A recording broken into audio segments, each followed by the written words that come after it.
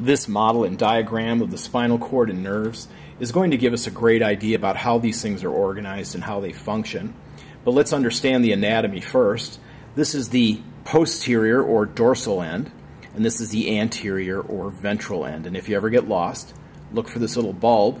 That's called the dorsal root ganglion, and a ganglion is a collection of nerve bodies. But I said dorsal root ganglion, so here's our dorsal nerve root. There's a dorsal nerve root. There's going to be a ventral nerve root. So there's the anatomy. Now, as function goes, each one of these nerve roots is going to be giving fibers that has very different functions. In the dorsal nerve root, it's going to be sensory. In other words, information is coming from the body about what it's feeling and send information at the spinal cord and brain.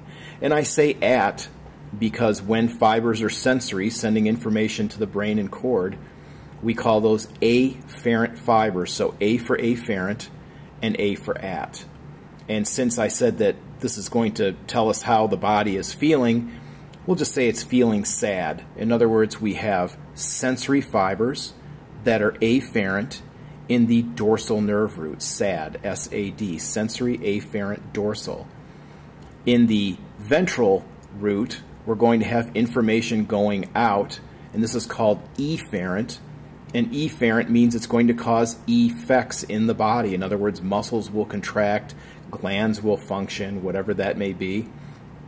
So we have the ventral nerve root that's motor, and it's causing efferent effects. And then the final thing that we need to understand about both of these nerve roots is that each one has fibers coming from somatic and visceral places in the body. Somatic you can equate with the term skeletal muscle. So if someone had psychosomatic low back pain, they would have a phantom pain in the muscles of their low back.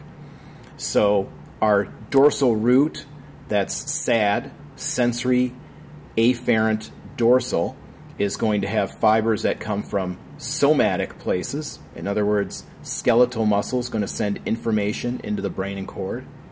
We're also going to have visceral afferent, which is information coming in from things like your intestines and glands. And then the same thing with the ventral nerve root. We will have somatic efferent fibers going out to skeletal muscle, and we will have visceral efferent going out to smooth muscles and glands.